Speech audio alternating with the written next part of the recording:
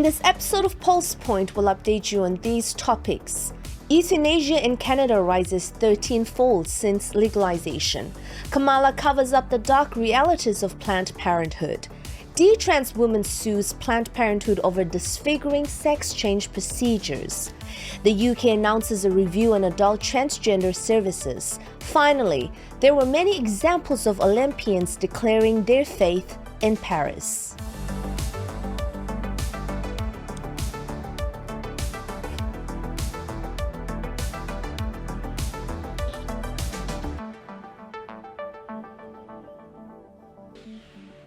Welcome to PulsePoint, the latest media stories and research related to family and society that you need to know about. It's time to cut through the spin and uncover the real issues. I'm Tambi Stowers. A recent report out of Canadian think tank Cardis shows that Canada has the fastest growing assisted dying program in the world. The report speaks of the rise of euthanasia in Canada, noting the number of Canadians dying prematurely by medical assistance in dying or MAID, as it is called, has risen 13-fold since legalization. In 2016, the number of people dying in this way was approximately 1,000 people. In 2022, 6 years later, the number had exploded to more than 13,000, and then in 2023 it was more than 15,000, an increase of more than 15% in just 1 year. The median time between written request and death from MAID in 2022 was just 11 days. Now, the report raises concerns about the further removal of safeguards that have expanded the eligibility for MAID. The report concludes that Canada's euthanasia law has normalized MAID as a routine way of dying and emphasizes the need for accurate data collection and consistent reporting better to understand the reality and impact of MAID in Canada. Now, our euthanasia laws are up for review. The submission due is September the 26th. You can go to familyfirst.nz and look under research for more details of how you can make your views heard in the review. Kamala Harris has cultivated a bubbly exterior as vice president. But before she followed Biden into the White House, she developed a record for being tough on crime and weaponizing the law to silence her political opponents. This is one of the more disturbing parts of Kamala Harris's legacy. Now, according to a summary in the Daily Signal, David DeLeeden and the Center for Medical Progress released a slew of undercover sting videos showing Planned Parenthood staff admitting to selling aborted babies' body parts for profit in 2014. Now, Kamala Harris, who received funding from Planned Parenthood during her 2016 Senate campaign, directed her office to search DeLeeden's home, seizing his video footage and preparing a legal case against him. Her successor as California Attorney General, Xavier Becerra, now Secretary of Health and Human Services, filed 15 felony charges against DeLeeden and his center in 2017. Planned Parenthood and others sued for damages, accusing DeLeeden of conspiracy, eavesdropping, and other claims. A judge awarded $2.4 million in damages and more than $13 million in attorney's fees.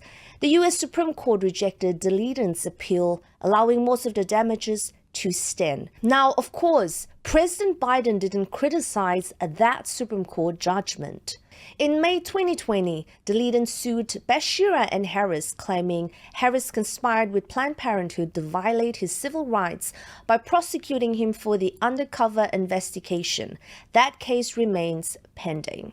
Have a watch of this footage, which Kamala Harris refused to release at that time. A provider maybe being a little creative in their making sure that there's intact specimen, because that's what really the high dollar amount. We can pay incredible amounts for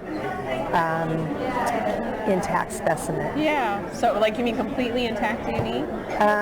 Not all. Yeah. But yes, but some. Yeah. I mean, that's just like a case-by-case basis. Exactly. We just do whatever's safest and best. Right, of course. Yeah, so if we can do an intact DNA, it's usually less traumatic for the patient. But right, yeah, I don't know. I think amongst all our providers to like encourage more intacts for this purpose, I think would be challenging. But we certainly do intact D&Es. So. You do? Yeah. Okay. You mean completely intact D&E?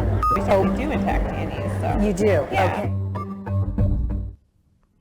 Now, this case against Daleiden was extraordinary, as no other media outlet engaged in undercover reporting has endured such charges. But it is also indicative of how seared Kamala's conscience is. To be radically pro-abortion is one thing. To actively hide the dark realities of Planned Parenthood and to silence those who expose their murder and selling of unborn children is a different type of evil. Here is another tragic victim of Planned Parenthood. Christina Heinemann is a 20-year-old woman who filed a lawsuit in the New York State Supreme Court against Planned Parenthood and others, accusing them of rushing her into irreversible and disfiguring sex change procedures.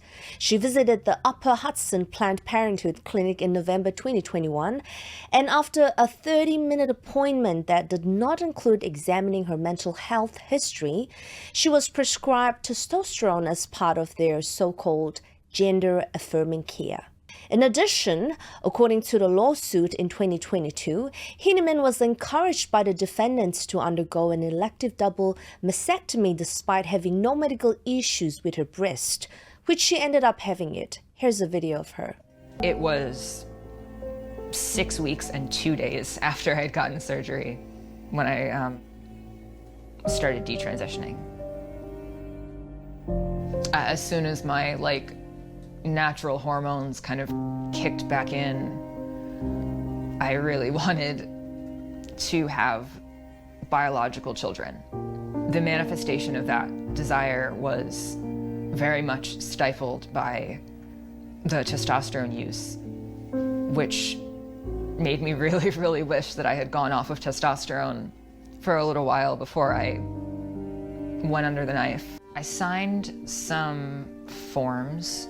One of the forms was about the surgery itself, and it was a form explaining a gynecomastia surgery. I did not see my surgeon in between the consultation and the day of surgery. Eventually, Dr. Rockmore came in to talk to me before surgery. I had mentioned in the consultation that I was unsure what size I wanted my nipple grafts to be. Sorry.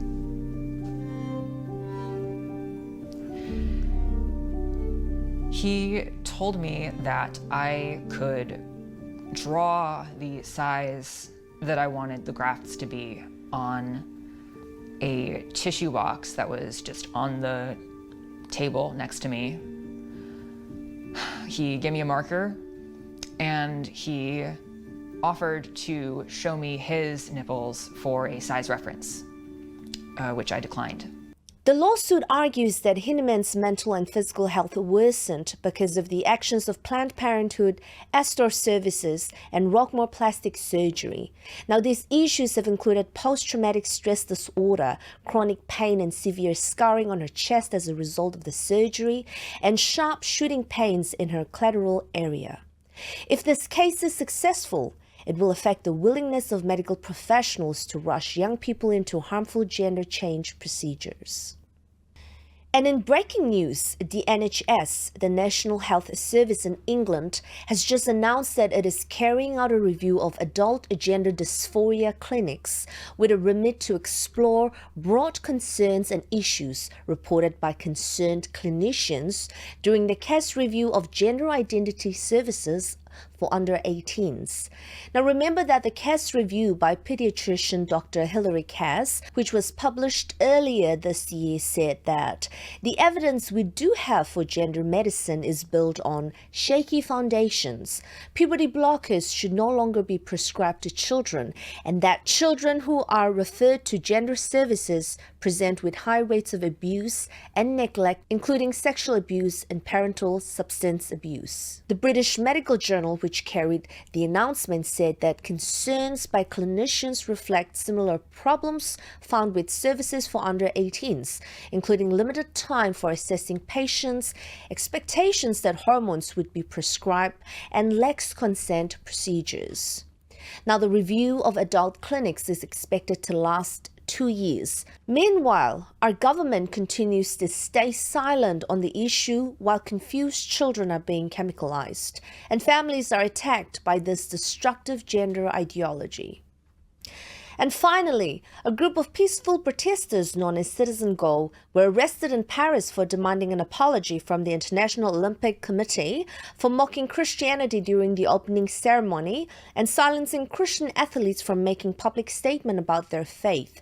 They had a bus emblazoned with a message to the IOC to stop attacks on Christians. It was a bus that was completely permitted on the streets of Paris and France. Within few hours, the French police scooped in and arrested their team. They were stripped, searched, and denied access to personal lawyers and contact with family. They were detained, some even without food or water, and left in a hot and humid basement cell until the early hours of the morning, and all without any legal grounds. We will monitor what happens as a result of this unlawful detainment. Now, despite the blatant pushback against Christianity, it was incredibly encouraging to see athletes still acknowledging God for their athletic achievements publicly. Christian track star Sydney McLaughlin-Levrone, a 25-year-old American who won the gold medal in Paris, gave credit to God as became the first woman ever to become a 2-time Olympic champion in the women's 400-meter hurdles on Thursday. Have a watch. I credit all that I do to God. He's given me a gift. He's given me a drive to just want to continue to improve upon myself, and I have a platform and I want to use it to glorify Him. And so whenever I step on the track, it's always the prayer of God, let me be the vessel in which you're glorified, whatever the result is, how I conduct. Yemisi Ogonglia, a German shot putter. She won the gold medal in shot 20 meters in the last round, and this is her message to the world.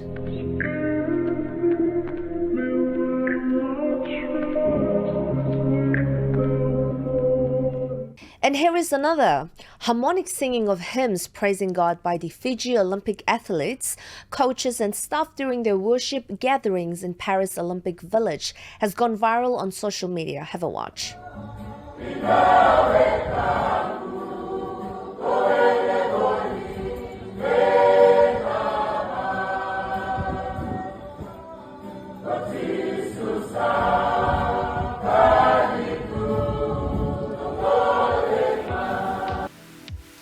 And that's the latest episode of PulsePoint. You can check out all these stories and more on our website, familyfirst.nz. We'll keep watching the news so that you don't have to. We'll see you next time.